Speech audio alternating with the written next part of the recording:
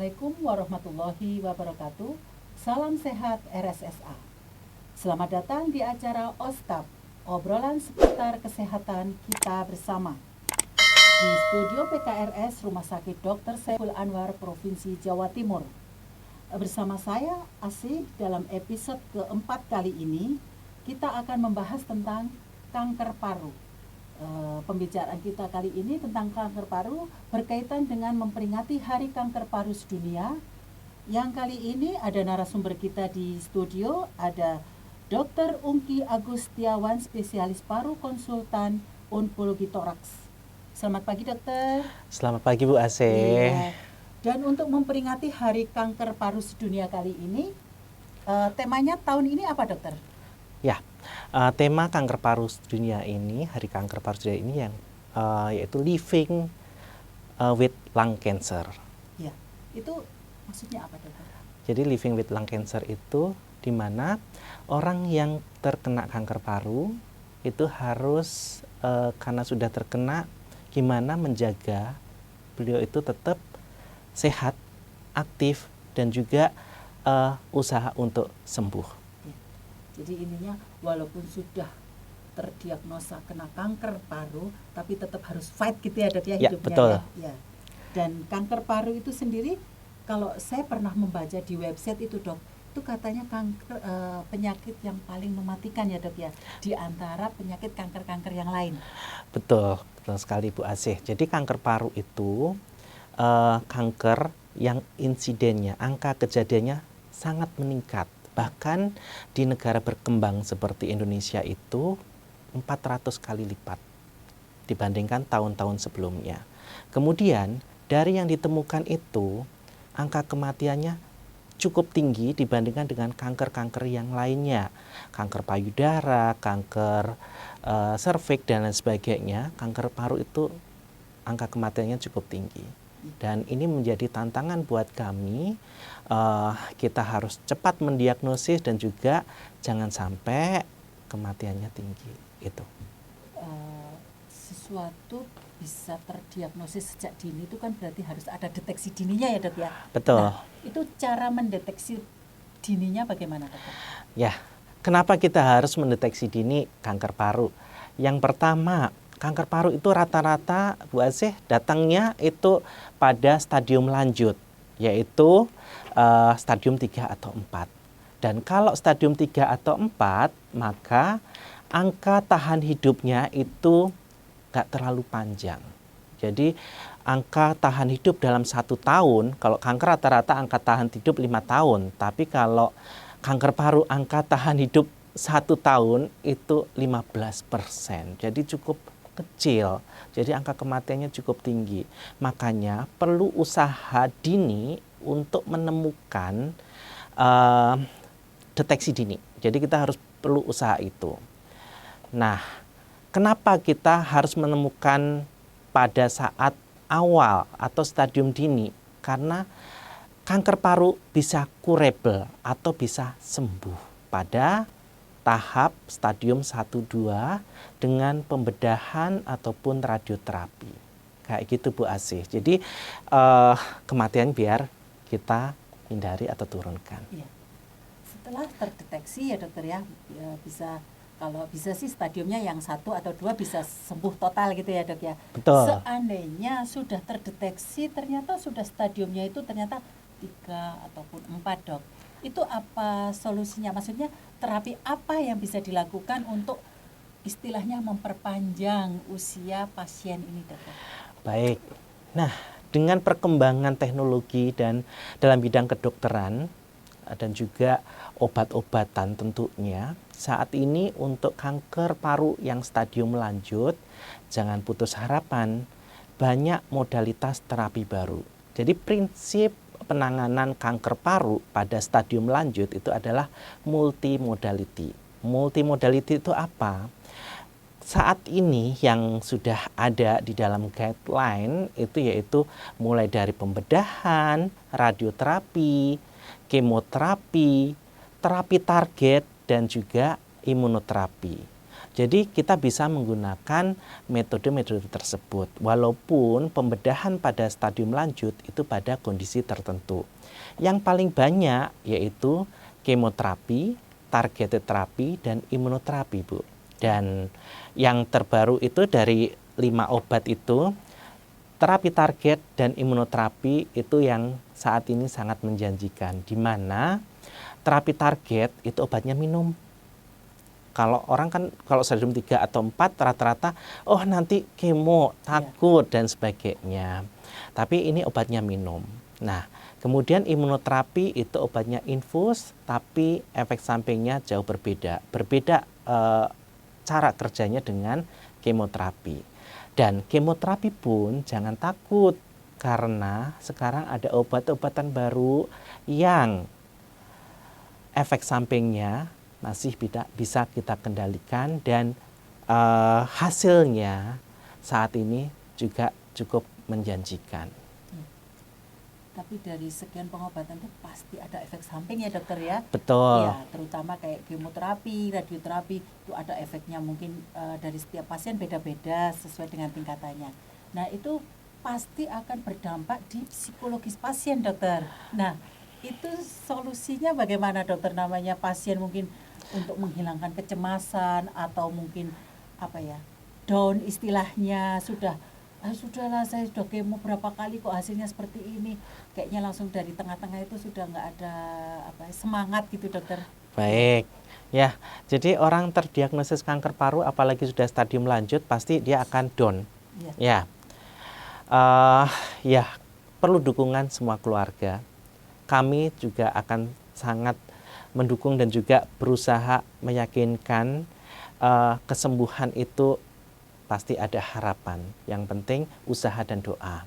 Nah, kalau dilakukan pengobatan pasti efek samping itu ada, tapi tidak semuanya muncul dan pasti kita awasi dari hari ke hari ataupun nanti evaluasi per seri dan lain sebagainya.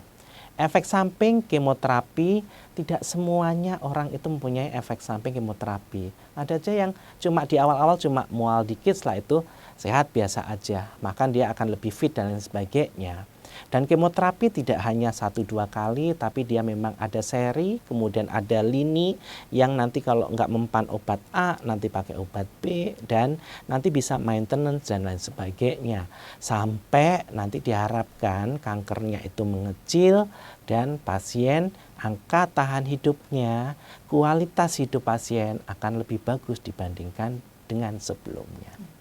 Jadi itu peran keluarga penting sekali ya dokter ya? Betul. Untuk kayak kalau istilahnya kalau orang di TB paru itu pendamping minum obat ya dok ya? Ya. Jadi itu memang harus mensupport atau memberikan semangat.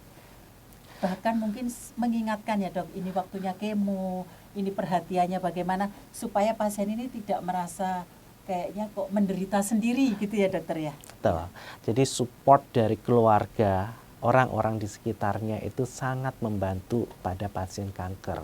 Jadi entah itu dalam bentuk doa, dukungan, material ataupun non material tetap harus kita berikan pada pasien.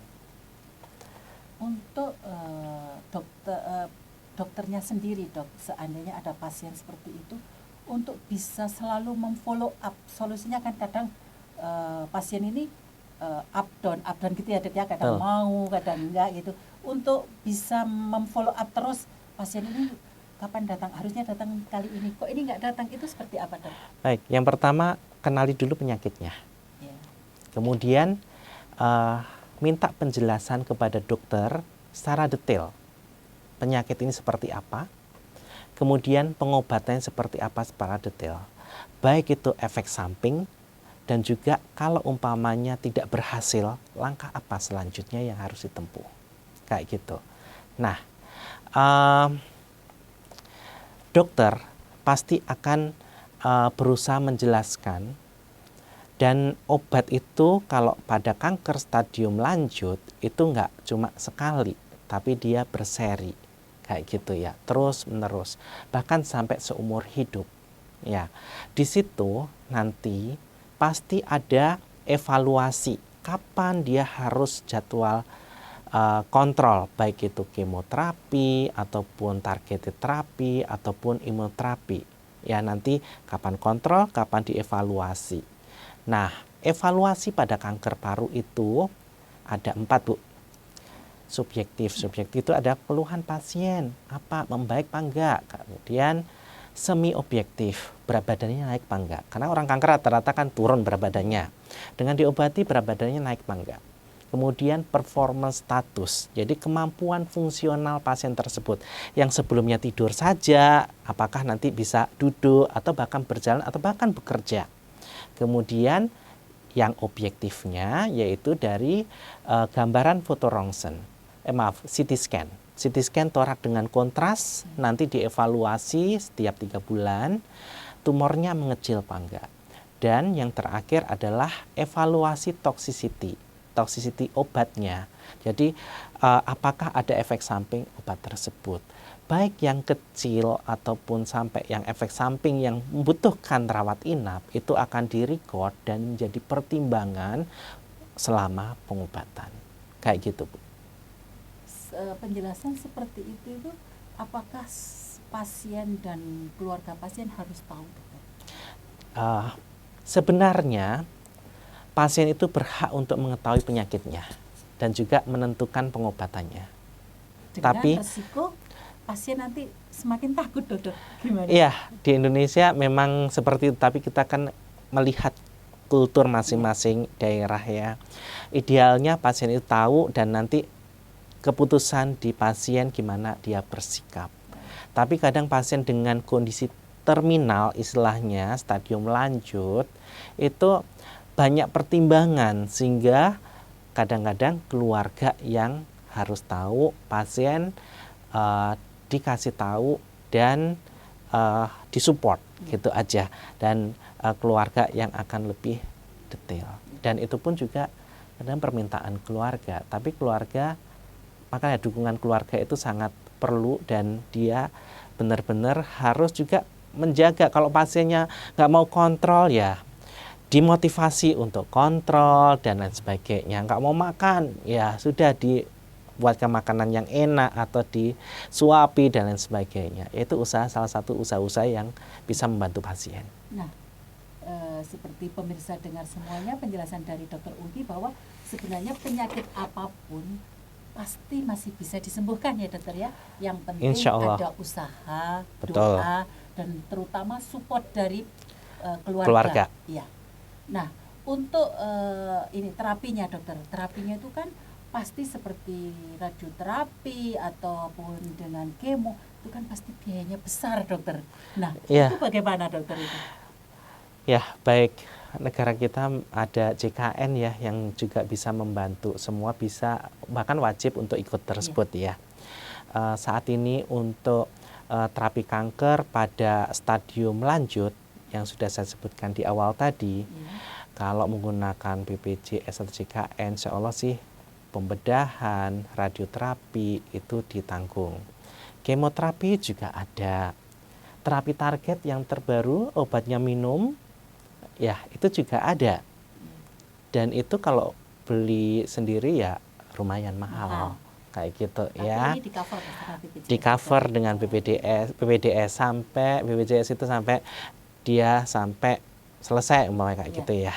Kemudian sayangnya saat ini yang imunoterapi belum ditanggung oleh BPJS.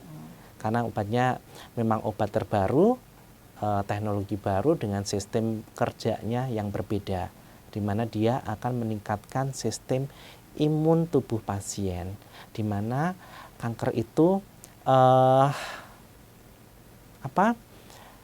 mampu menghilang atau menghindari dari sistem imun. Kalau kanker itu kan sel tidak normal, dia akan dihancurkan oleh sel T atau sel tubuh kita, tapi dia bisa berkamuflase, nggak bisa dikenali sama sel T, sehingga dia akan terus berkembang. Makanya dengan imunoterapi memperkuat sel T-nya untuk mengenali sel kanker sehingga sel kanker bisa dimusnahkan. Kayak gitu. terima kasih dokter informasinya. Demikian tadi pemirsa informasi dari Dr. Ungki Agustiawan, spesialis paru, konsultan onkologi toraks. Semoga bermanfaat bagi pemirsa semua. Terakhir dokter, pesan untuk para pemirsa.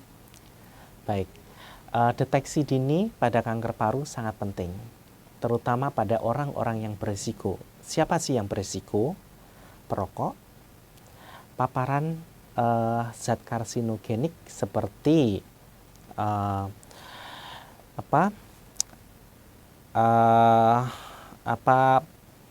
pembakaran plastik dan macam-macamnya, kemudian asap kendaraan dan sebagainya. Sekarang polusi kan cukup banyak. Indoor outdoor polutan itu juga ada. Ibu-ibu yang masak dengan kayu bakar juga ada risiko. Kemudian ada faktor genetik itu yang juga sangat berperan. Dan kalau mempunyai faktor risiko, maka kita sebaiknya melakukan deteksi dini dengan melakukan scoring, kemudian nanti ada pemeriksaan penunjang yaitu low dose CT scan. Dengan itu kita akan menemukan kanker pada stadium dini, sehingga terapinya nanti bersifat kuratif, bisa dilakukan pembedahan dan bisa dinyatakan sembuh.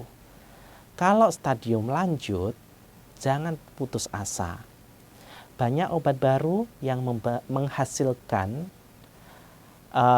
kesembuhan yang cukup tinggi. Ya, memang perlu keteraturan dan juga kesabaran. Ya, kita akan terus mensupport. Harus tetap semangat untuk sembuh dan sehat. Baik, Dr. Ungki, terima kasih banyak atas sharing-sharingnya kepada Sobat Sehat RSSA. Semoga ilmunya bermanfaat bagi pemirsa semuanya. Dan terima kasih atas waktunya, dokter. Terima kasih, Bu Asih. Semoga Dr. Ungki selalu diberi kesehatan dan bisa berjumpa lagi di episode berikutnya. Tetap jaga kesehatan untuk kita semua dan sampai jumpa di episode Oskap berikutnya. Wassalamualaikum warahmatullahi wabarakatuh. Waalaikumsalam warahmatullahi wabarakatuh.